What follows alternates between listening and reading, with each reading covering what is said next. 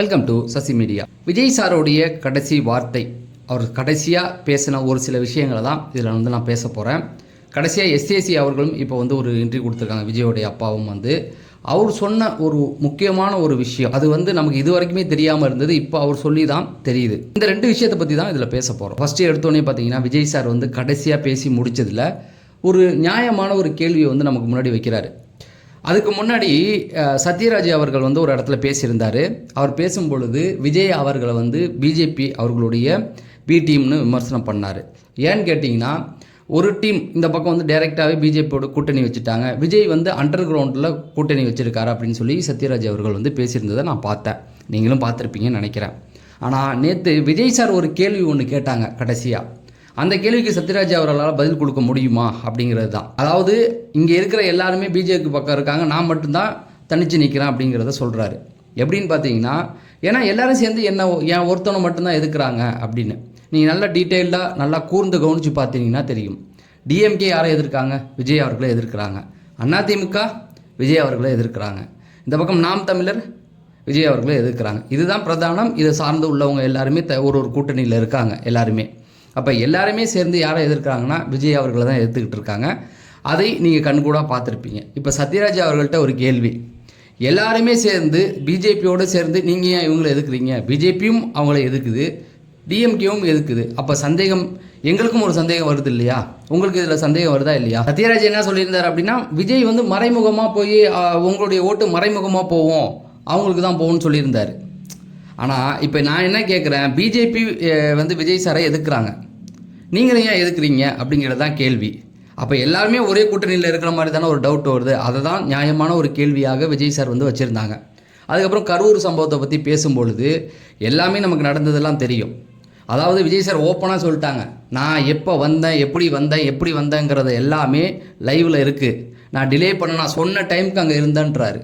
ஆனால் உன்னுடைய அங்கே வேட்பாளர் என் மேலே குற்றம் சாட்டினா அந்த உன்னுடைய வேட்பாளரை ஏன் அங்கே நிறுத்த வைக்கல?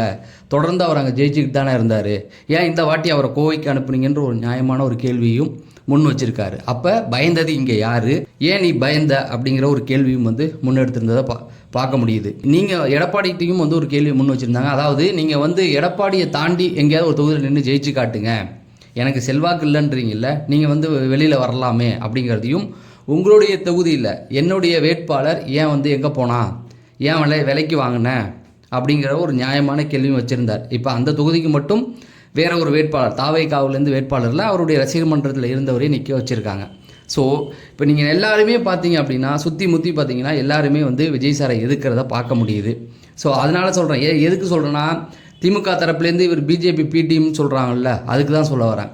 அவர் பிஜேபியுடைய பி டீமாக இருந்தால் பிஜேபியும் நீயும் சேர்ந்து எதுக்கு இவரை எதிர்க்கிற? அடுத்தது நாம் தமிழர், திமுகவுக்கு போட்டி, அதுக்கு போட்டி, அதிமுகவுக்கு போட்டின்னு எனக்கு தெரிஞ்சு அவங்க எல்லாருமே விஜய் சாரை பற்றி மட்டுமே பேசுகிறார். அது சாட்டை துரைமுருகன் இருக்கார்ல, அவருடைய இந்த ஒரு மாத யூடியூப் சேனலை எடுத்து பாருங்களேன், அவருடைய பிரதான விமர்சனமே விஜய் சாரை தான் இருக்குது. யோசிச்சு பாருங்கள், ஆளுங்கட்சியாக இருக்கிறது திமுகவை அவங்க விமர்சனம் பண்ணவே இல்லை. அந்த பக்கம் அதிமுகவை பற்றி பேசுகிறதே இல்லை.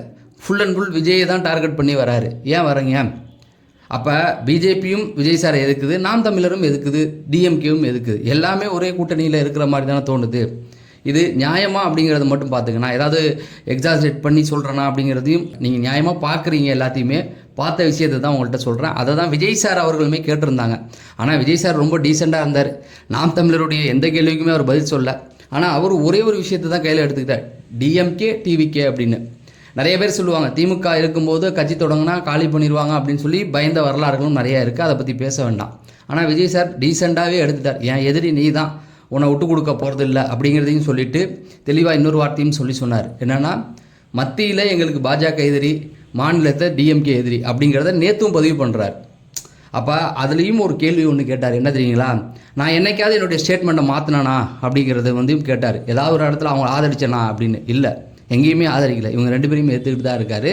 ஸோ எதுக்கு சொல்கிறேன் அப்படின்னா, மற்றவங்க எதில் வேணால் இருக்கட்டும், ஆனால் அவர் தனித்து தான் களம் காண்றார். நாங்கள் 50 வருஷம் 60 வருஷமாக இருக்கிறோம், நாங்கள் தான் ஜெயிக்க போகிறோம் அப்படின்னு சொல்கிறவங்க 10 பேரோட வராங்க. விஜய் சாரை பார்த்து நீ ஒரு கத்துக்குட்டி சின்ன பையன் அப்படின்றாங்க. அவர் தனியாக தான் நிற்கிறார். ஸோ தனித்து களம் காண்றார் அப்படிங்கிறதே மிகப்பெரிய ஒரு விஷயம். ஏன்னா மாற்றத்துக்காக வரவர், இருக்கிறவங்க சரியில்லைன்னு தான் மாற்றத்துக்காக வந்திருக்காரு.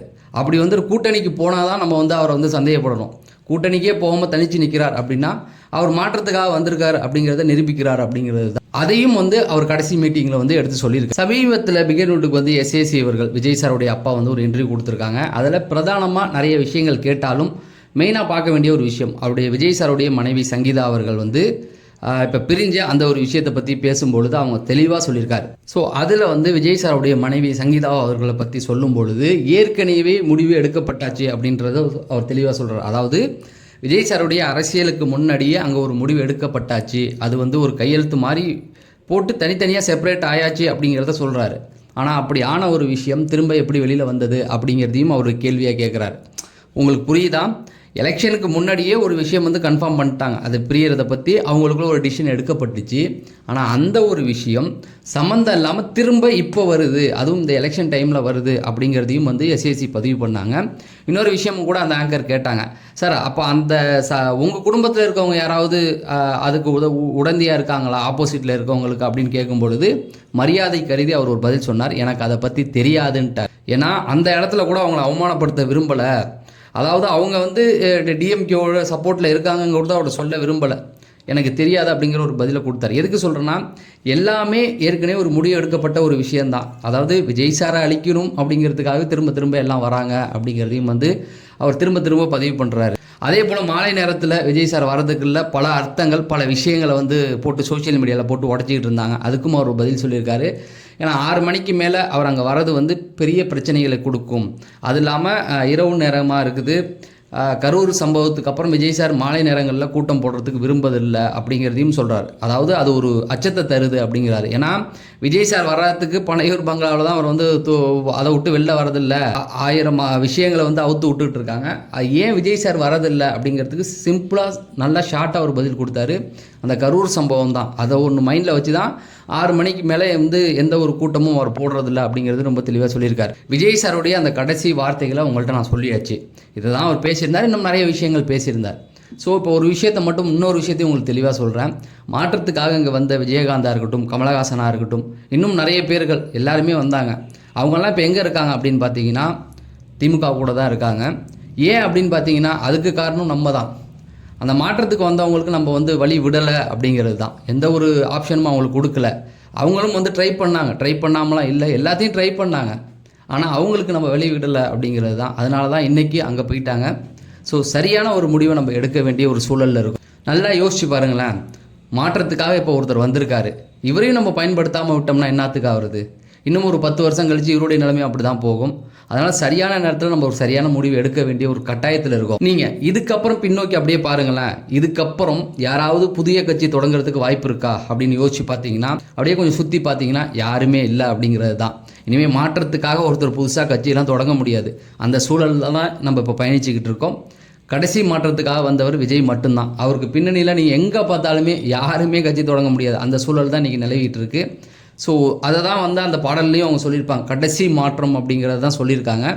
ஸோ நான் வந்து இவருக்கு தான் நீங்கள் ஓட்டு போட்டுன்னு கண்டிப்பாக சொல்ல போகிறதில்ல. ஆனால் கொஞ்சம் யோசித்து பாருங்கள், இந்த மாற்றம் நம்மளை விட்டு போச்சுன்னா கடைசி அப்படியே தான் போயிட்டுருக்கும். நம்ம சேனலில் பார்த்தீங்கன்னா இது வரைக்கும் நான் எந்த ஒரு அரசியல் பதிவுமே போட்டது கிடையாது. நீங்கள் நல்லா பார்த்தீங்கன்னாவே இருக்கும், எந்த ஒரு அரசியல் பதிவும் போடலை. ஆனால் மாற்றத்துக்குன்னு நம்ம ஏதாவது ஒன்று பண்ணணும் இல்லையா, நம்ம ஒரு மாற்றம் வேணும்னு நினைக்கிறோம் இல்லையா, அந்த மாற்றத்துக்கு நம்ம ஏதாவது ஒன்று பண்ணணும் அப்படிங்கிறதுக்கு தான் இந்த வீடியோ நான் போடுறேன். நீங்கள் யாருக்கு ஓட்டு போடணும் அப்படிங்கிறத முடிவு எடுத்து கண்டிப்பாக ஓட்டு போட போங்க. முதல்ல வந்து ஓட்டு போடாமல் இருக்காதீங்க. முதல்ல எல்லாருமே வாக்களிக்கணும் அப்படிங்கிறது தான் ஜனநாயகம். அதனால் எல்லாருமே கண்டிப்பாக ஓட்டு போட போகணும். அதை தாண்டி யாருக்கு ஓட்டு போட போகிறோம் அப்படிங்கிறதையும் சிந்திச்சிக்கிங்க. ஒரு மாற்றத்துக்கு வழிவிடுங்க அப்படிங்கிறத சொல்லி நான் விடைபெறேன். நன்றி, வணக்கம்.